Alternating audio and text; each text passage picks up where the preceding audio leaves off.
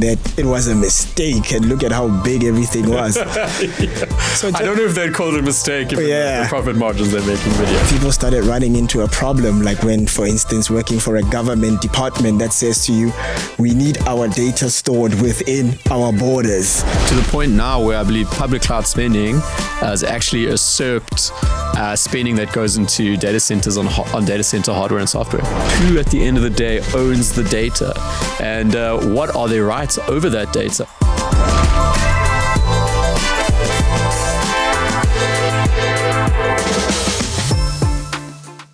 Hello, and welcome back to Coding Culture, the podcast all about technology, innovation, and all the cutting-edge technologies and practices that shape our digital landscape.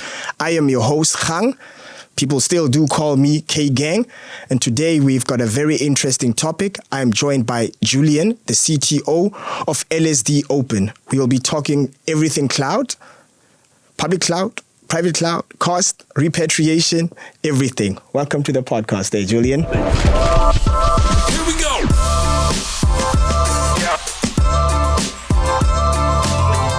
Thank you very much, Kgang. Hey, I didn't know that. There we go.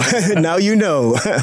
So I think maybe let's just take a step back here, like some fundamentals, and just maybe describe what is cloud and maybe describe public cloud versus private cloud and why these things came into play. Yeah, absolutely.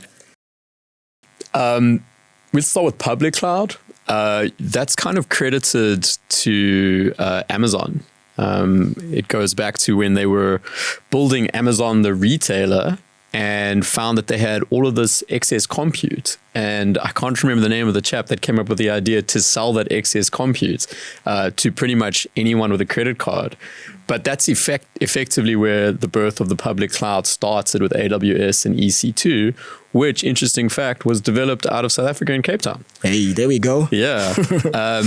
So public cloud is basically provided by a third party. And I mean, you can typically consider the big four there being, AWS, Azure, Google, and then Alibaba, which we don't see a lot of, but is actually kind of fairly equivalent in scale to the US hyperscalers.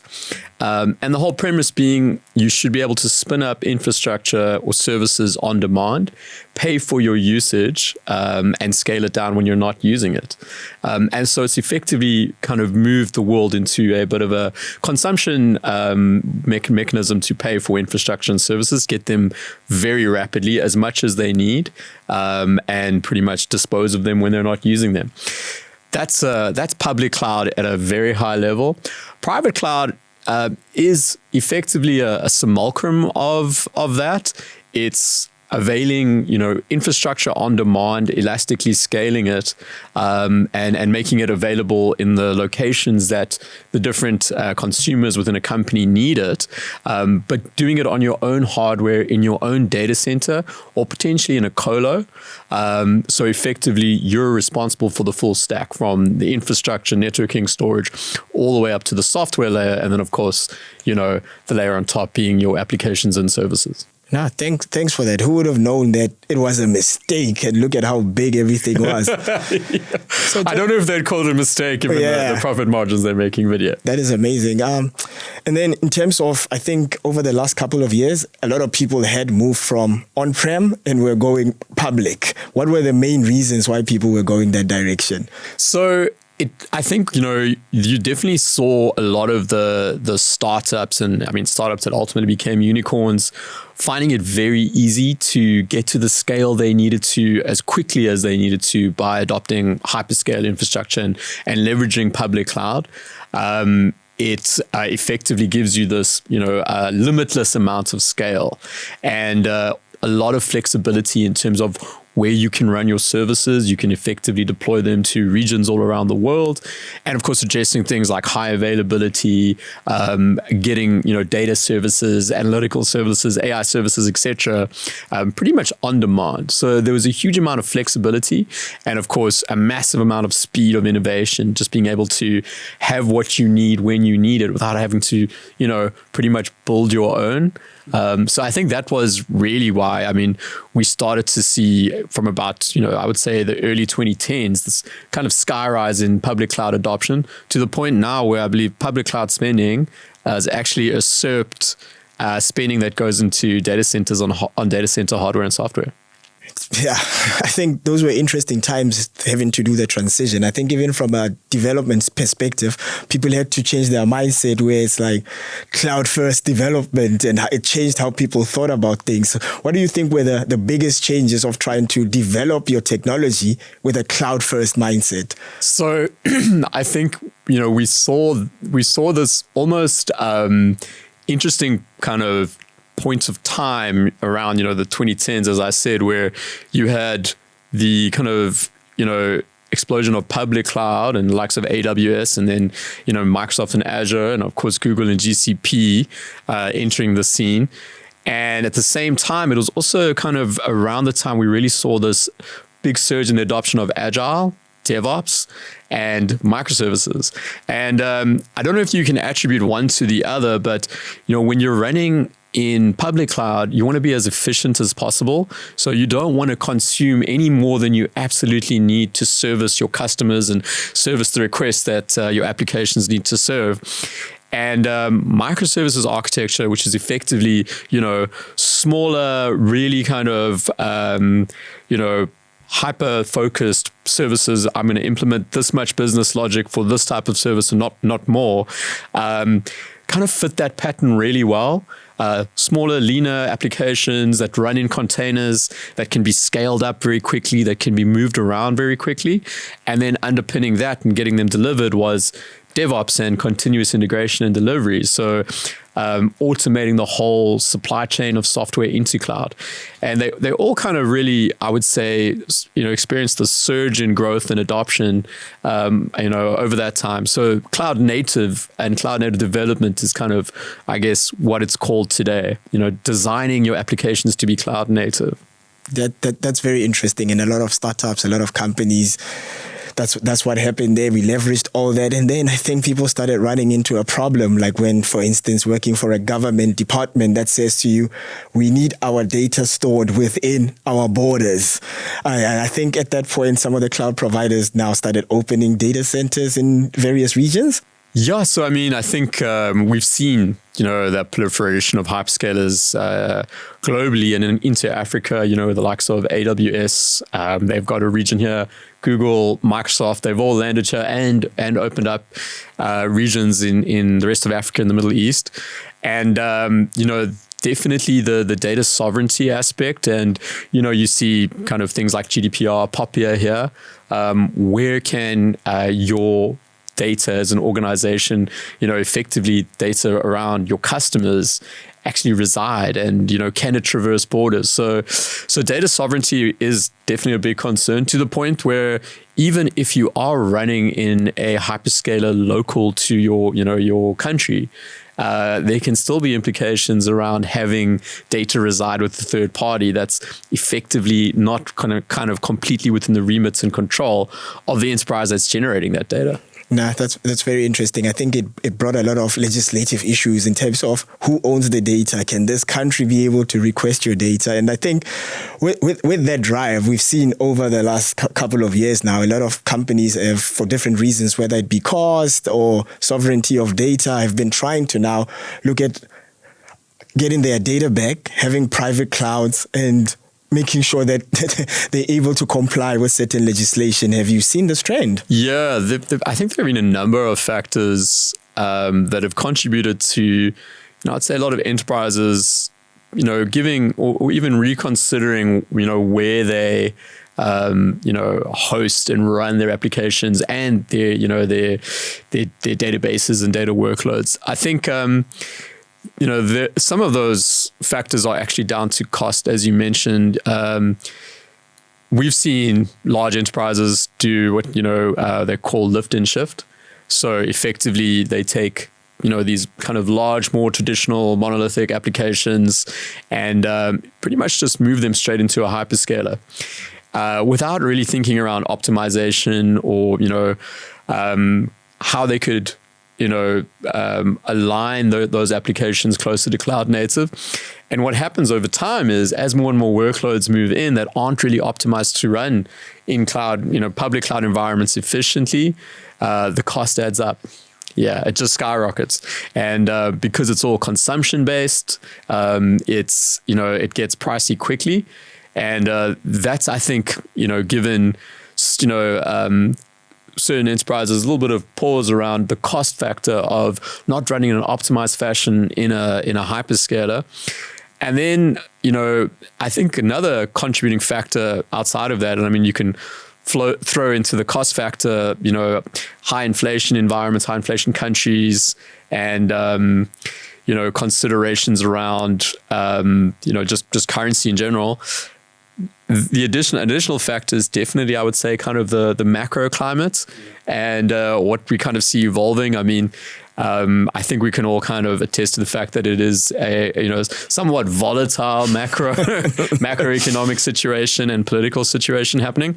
And of course, there are concerns around, as I mentioned, sovereignty of data, but also what the implications are around being able to trade and potential for sanctions. We've already seen some of the implications of that between Chinese, tech companies not being able to work with US-based tech companies in certain regards.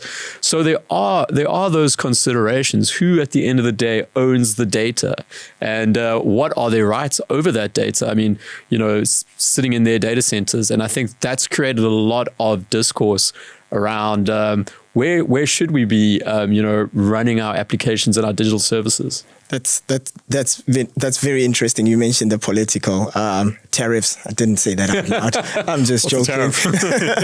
But now, in trying to now transition from like public maybe to private cloud, like if we wanted to get a bit more technical in terms of what do organizations have to do, what is that? What does that journey look like? Yeah, and I mean it's an interesting one because if you think about the amounts of investment that all of the hyperscalers pour into making their cloud services as efficient, as robust as possible, and of course evolving them. They're constantly adding new capabilities. The AI space is an example of that. I think the first consideration is if you're a larger enterprise, bank, telco, in the gaming industry, how much are you willing to invest, and kind of what does good enough look like? You might not necessarily need to build something that approaches AWS's level of functionality and services. Yeah. But you can definitely, I would say, get pretty far with modern cloud native technology. I mean, I think ironically, all cloud services leverage a huge amount of open source technology under the hood. So first and foremost, you need to have, the infrastructure available, and you need, resilient data center capability. And typically you'll need multiple data centers. I mean, the one advantage to all the hyperscalers is they'll offer you availability zones. So you can automatically run your services, across three data centers, so to speak, and they'll be highly available. If you do that by yourself and you're only running in a single data center, that data center blows up, you've got a lot of problems. So you generally would actually want to run across two, ideally three.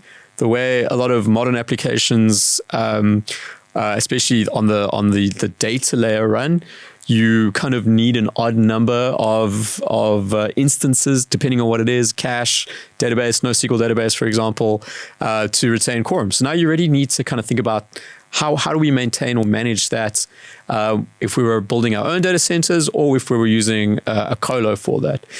Then the next thing you need to do is look at, your compute and storage and networking. And that would be, a kind of upfront cost that you'd have to factor into it.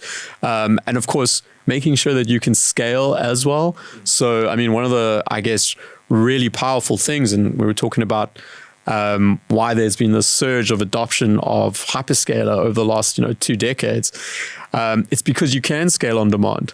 So if you're anticipating a big influx of requests or traffic, maybe there's a big marketing campaign or a big promo, you've got a lot of surety that you'll be able to sustain that demand at burst because you can scale out based on demand. If you're building your own private cloud, you need to think about how quickly you can add capacity or potentially even just retain capacity as spare capacity available for use to accommodate potential scenarios where you need to scale really quickly. And then, of course, part and parcel of that is you need to be able to orchestrate workloads as you'd be incorporating additional compute, storage, etc. in. So you need the software layer, the actual platform layer, to provide that kind of private cloud-like functionality. We see technology like Kubernetes being used in the data center to facilitate, workload orchestration at scale. Things like auto scaling of services is very easily achievable with Kubernetes and containerization. But of course, it comes at the cost of complexity. You need to effectively be able to operationalize it and have the skill to maintain and evolve it. Speaking of skill, trying to talk to hidden costs now. Let's say I've got a team, we've got some developers, we've got people in DevOps, we've got some people in infrastructure, but we were mostly public. And now, from a development perspective, I'm used to Docker, to Kubernetes. What's my next move there? Is there any additional skills that I need to get to be able to operate in a private versus public cloud environment? What we're seeing is actually, a lot more organizations are really getting behind the notion of hybrid cloud, as in, I'll have a certain amount of workload running in my own data centers, potentially out of sovereignty kind of considerations, or just from a latency perspective. Sometimes there's a mainframe sitting in the closet that you need to be close to, right? Yeah. So they've kind of identified certain workloads that they need to actually run and operate by themselves, and then certain workloads that could be good candidates for running in a public cloud.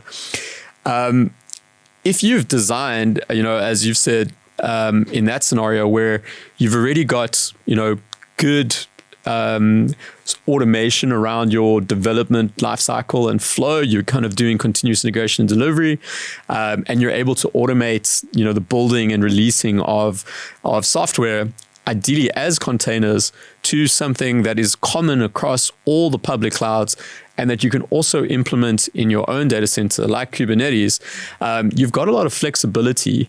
So if you're at that point and you've already got containers, DevOps, and you're already kind of using Kubernetes as the common API, the substrate that orchestrates your workloads, you've actually kind of built a bit of a moat for yourself in terms of being able to decide where to run your applications.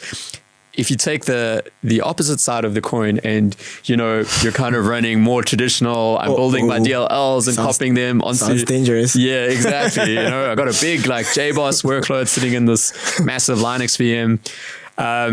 That becomes a lot harder to, from a mobility perspective. If that's running in, Azure or AWS on EC2 and you need to bring it back down, you kind of need to manage all the configuration, make sure that everything's consistent, which can get very difficult at scale. And then, of course, I think the thing that is kind of a tripping factor for everyone, in terms of whether they're repatriating out of a public cloud into their own data center or just trying to drive a bit of a hybrid model, is the data. It's always that kind of, we talk about our applications and microservices, and we've got all this mobility and scalability and potential choices to where we want to run them. But how do we move our critical data in and out of cloud? And, there's not really an easy answer other than select pervasive data technologies. If you go for a database technology that is proprietary to a specific public cloud provider, you're kind of locked into that public cloud provider no matter what. So you either need to go and then migrate data and transform it into something that you can run in data center, or potentially, you're kind of locked in. Whereas if you go with something that's kind of common and available across every hyperscaler, plus something you can run in your own data center, I'm thinking, the likes of a Postgres, which is a really pervasive relational database. You've got MongoDB, Cockroach. These kind of data stores that you can quite quickly operationalize inside of your own data center, as well as, use as a managed service inside of public cloud providers, it becomes a lot easier to get that data moved. The moving part is still complicated and can be kind of expensive depending on the volumes of data, but at least you have the mobility option. You spoke about lock-in there. So a lot of the time with the architecture now, let's say serverless architecture, for instance, where maybe we're using Lambda or Logic apps and a lot of the native things to the hyperscaler now. In terms of trying to move out of that, how difficult is that one? So, so I think, if you're designing your applications around a framework or a runtime that's specific to a hyperscaler, like Lambda or Azure Function, you're going to add a little bit of complexity in terms of moving those services out. That being said, there are runtimes inside of Kubernetes, like Knative, which is effectively an open source serverless framework that, I would say is a close approximation to likes of things like Lambda, if not, fairly spot on. You can scale from zero. You can run your functions as these just points in time containers actually behind the hood. So, the one consideration there would be, potentially looking at something that's agnostic, if you are running serverless, that you can align on and standardize on across any hyperscaler or in your own data center. Okay, very interesting. So in closing, I've got the scenario here. I've got legislative requirements. I'm worried about cost. I'm worried about, do I have the skill set to be able to run everything privately?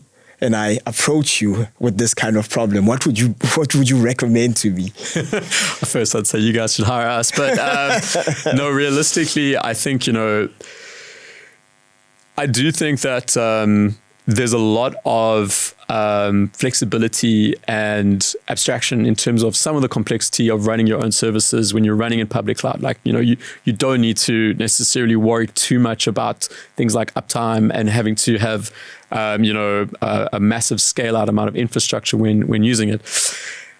That being said, if you are going about the private cloud journey, it is an investment, but one that can pay dividends in terms of, you don't, once you've invested, built up the capability, you've got a platform team that's, upskilled and able to actually, service development teams and use cases, and you've got a standard way of delivering platform and potentially even developer platforms throughout your organization. That's something you can evolve over time and scale, and potentially, offer more evolutionary services like AI in your own data center, running inference locally. These are some of the patterns we're starting to see to offset some of those costs, from a consumption perspective. I think it is an investment. I think having the right KPIs around cost management and, having a capable FinOps practice can help alleviate some of the runaway costs in the hyperscaler world. I do think that, we'll probably see a future where, especially large enterprises, will be living in both their own data centers and in public cloud. Hey. This is a topic I could talk about forever, but our viewers do have a limited amount of time there. But I hope they've benefited along from the conversation here, Julian. And thank you for your time and the insights that you gave to everybody. Thank you very much, Kgang. It's been an absolute pleasure. This has been another episode of the Coding Culture Podcast. Remember, if you like what we're talking about, do go to the comments, make sure you let us know what you think, and share. Also, check out our previous podcast. You'll get some insights across many different topics. Without any further ado, I hope you enjoy your time. I am Kgang. Remember, stay curious and keep innovating. I am out.